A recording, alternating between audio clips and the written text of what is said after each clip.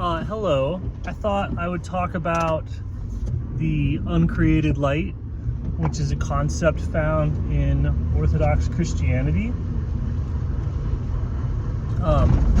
Vision and understanding of the uncreated light is granted only to the most devout, humble, blessed servants of God.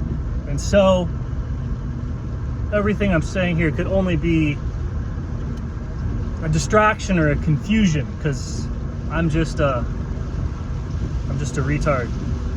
I mean, literally. Some people say that like humble bragging, like, oh, I'm such a sinner and blah blah blah, but like it's real bad. You know, if you know my life story, you kind of just go, ooh, there's nothing like there's nothing too bad, just like, ooh, like just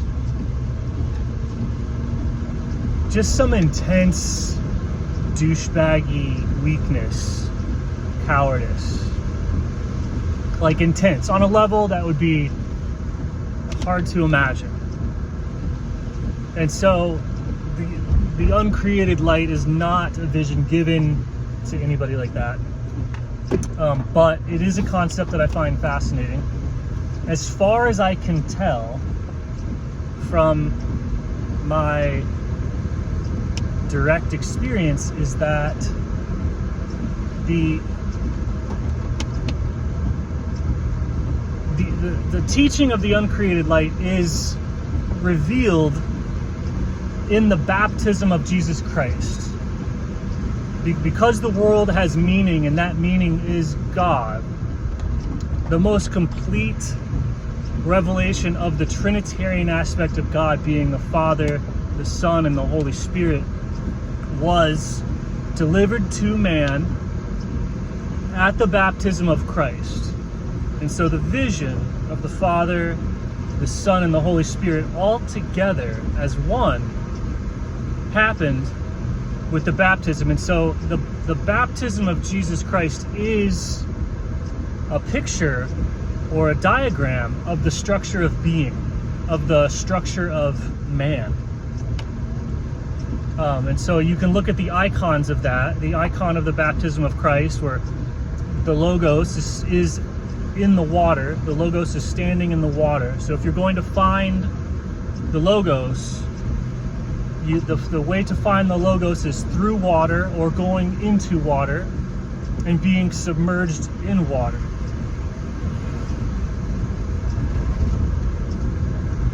And so the way things works is that the Logos, life, the way, the truth, is it's contained in, but also its appearance, like its appearance in the world. When you first see the Logos, like the Logos is everywhere in all things, but the beginning of the Logos is like publicity in your life, like the beginning of Jesus's public ministry. It emerges from water.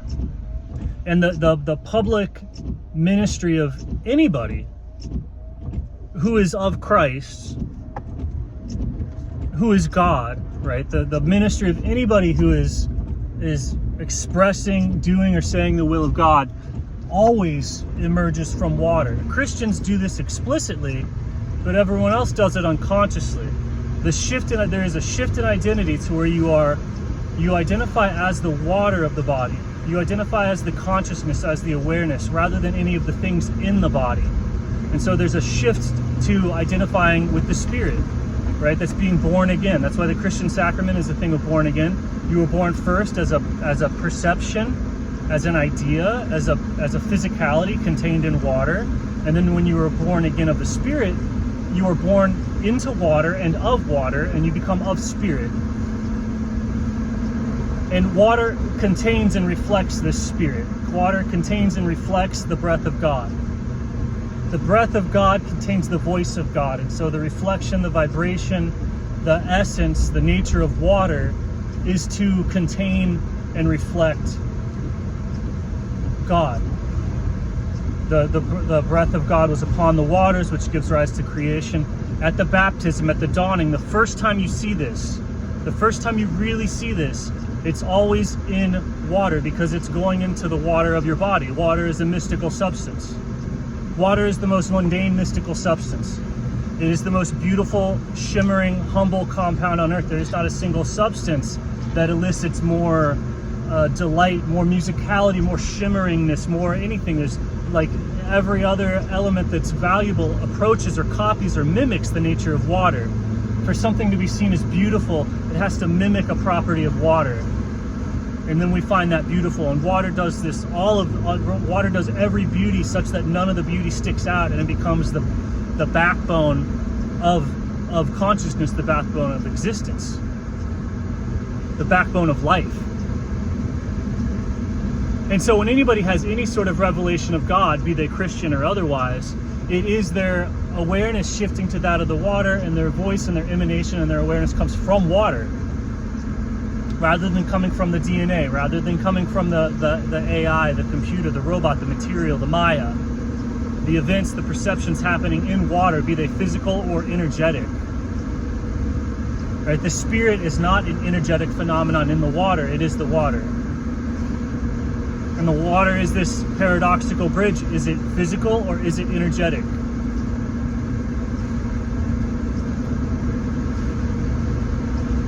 And so the water of life that I'm talking about transcends physical water that we're talking about, and the whole world is wet with the actual water that I'm talking about. But at the human level, the human scale of where we're alive and our bodies are filled with water, and all of our chemical reactions, metabolism, neural impulses, genetic material, ancestry, everything is contained in water. That's the largest anchor to truth, is in water. It's not the water, but the Logos appears in water. The Logos is baptized by water. The Logos enters into the public awareness of the world through water. It emerges out of anybody at that point. That's why the sacraments that the water taught is a baptismal water-based sacrament of initiation. And then the consumption of a fermented water.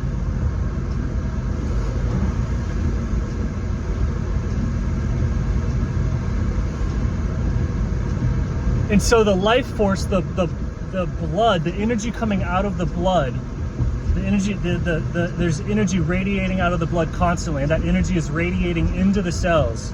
It's radiating into the water contained in the cells, and that radiant energy coming out of the blood is the uncreated light. That's the energy underneath the perception. The energy that for you to perceive something, your nerves have to be doing something. Right? So where does the energy for the nerves come from? Oh, ATP or whatever. Ion chant, right? No, but primarily it comes from the energy radiating from the blood.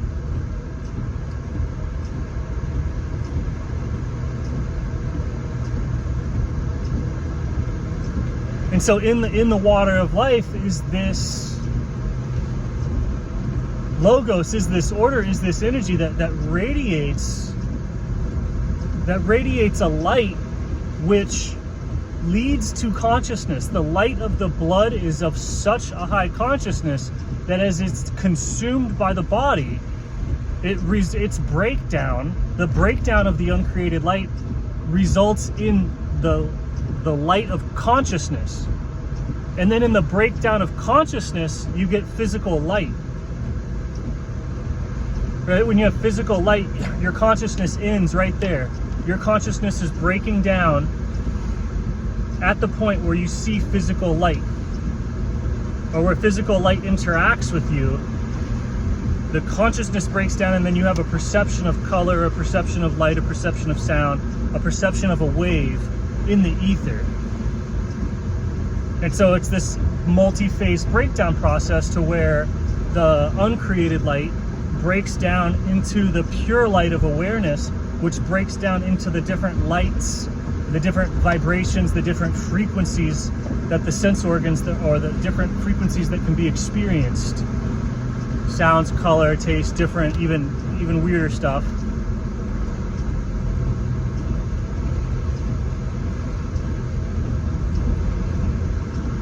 And so that's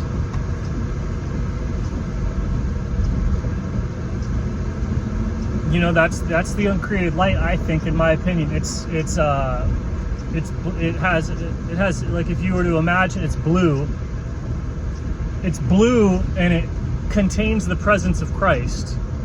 So the presence of Christ is in the uncreated light, and the uncreated light is kind of hidden inside of all things, the same way that your breath, your metabolism is inside of all of your neural activity.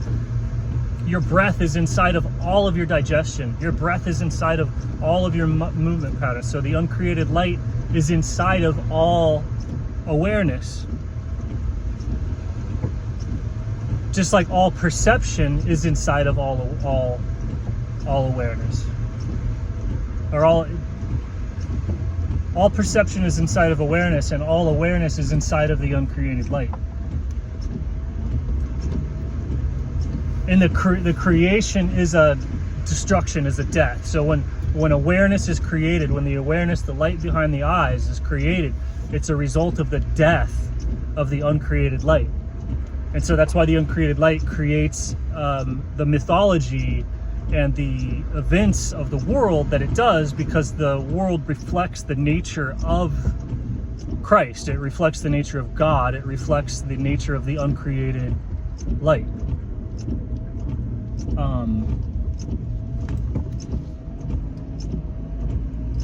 And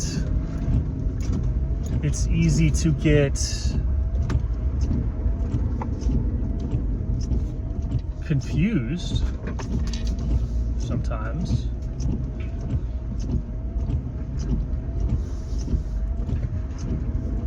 But as far as I can tell, that's kind of what's going on.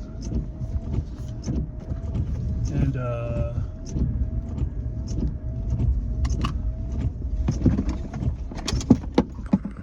but like I said, what do I know, right?